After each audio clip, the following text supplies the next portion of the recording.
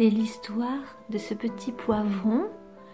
Donc il y a 1 an en arrière, j'étais à la graine et il a subi du chaud, du froid.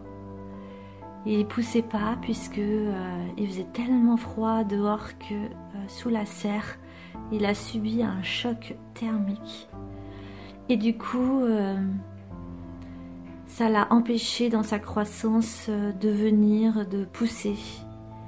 Ensuite, je me suis dit, c'est pas grave, je vais en sauver un seul, et je le mettrai dans un pot.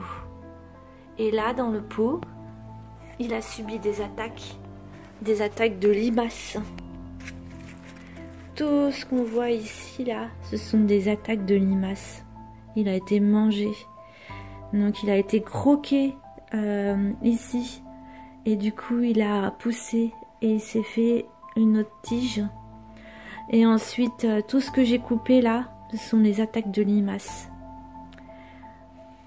C'était en janvier 2021 que j'ai planté la graine. Nous sommes en décembre 2021 et j'ai enfin des poivrons. Il y a une cliente qui m'a dit, Virginie, tu es comme ce poivron. Et toute cette année, ça a été peut-être dur pour toi, mais tu vois, au final, tu vas finir par porter du fruit. Et c'est ce que je vous souhaite à tous, toutes les épreuves que vous avez endurées en cette année 2021. Après plusieurs attaques, et ben, vous avez continué à grandir. Et qui sait, autour de vous, vous avez peut-être porté du fruit.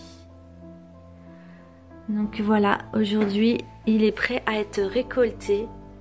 Là, on voit, c'est cassé. Le fruit est mûr. Il est rouge, je l'ai vu passer par tous les stades. Le stade vert, après un peu jaune, et maintenant il est devenu rouge. C'était l'histoire de mon petit poivron. Un petit encouragement pour chacun d'entre vous.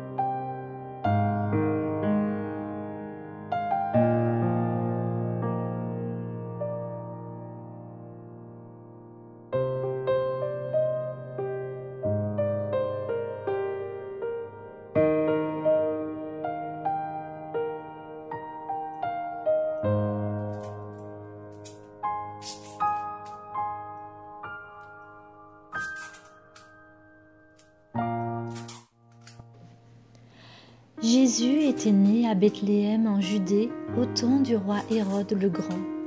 Or voici que des mages venus d'Orient arrivèrent à Jérusalem et demandèrent « Où est le roi des Juifs qui vient de naître ? Nous avons vu son étoile à l'Orient et nous sommes venus nous prosterner devant lui. » En apprenant cela, le roi Hérode fut bouleversé et tout Jérusalem avec lui. Il réunit tous les grands prêtres et les scribes du peuple pour leur demander où devait naître le Christ. Ils répondirent « À Bethléem, en Judée, car voici ce qui est écrit par le prophète. Et toi, Bethléem, terre de Juda, tu n'es pas certes le dernier parmi les chefs-lieux de Juda, car de toi sortira un chef qui sera le berger de mon peuple Israël. » Alors Hérode convoqua les mages en secret pour leur faire préciser à quelle date l'étoile était apparue. Puis il les envoya à Bethléem en leur disant « Allez vous renseigner avec précision sur l'enfant, et quand vous l'aurez trouvé, venez me l'annoncer pour que j'aille moi aussi me prosterner devant lui. » Après avoir entendu le roi, ils partirent, et voici que l'étoile qu'ils avaient vue à l'Orient les précédait jusqu'à ce qu'elle vienne s'arrêter au-dessus de l'endroit où se trouvait l'enfant. Quand ils virent l'étoile, ils se réjouirent d'une très grande joie. Ils entrèrent dans la maison et ils virent l'enfant avec Marie sa mère. Et tombant à ses pieds, ils se prosternèrent devant lui. Ils ouvrirent leur coffret, ils offrirent leurs présents, de l'or, de l'encens et de la myrrhe. Mais avertis en songe de ne pas retourner chez Hérode, ils regagnèrent le pays par un autre chemin.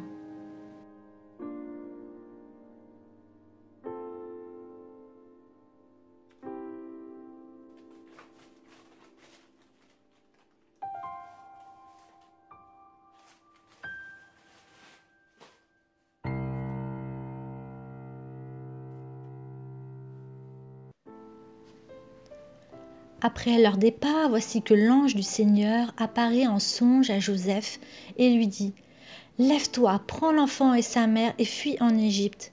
Reste là-bas jusqu'à ce que je t'avertisse, car Hérode va rechercher l'enfant pour le faire périr. » Joseph se leva dans la nuit, il prit l'enfant et sa mère et se retira en Égypte, où il resta jusqu'à la mort d'Hérode pour que soit accomplie la parole du Seigneur prononcée par le prophète « D'Égypte, j'ai appelé mon fils ».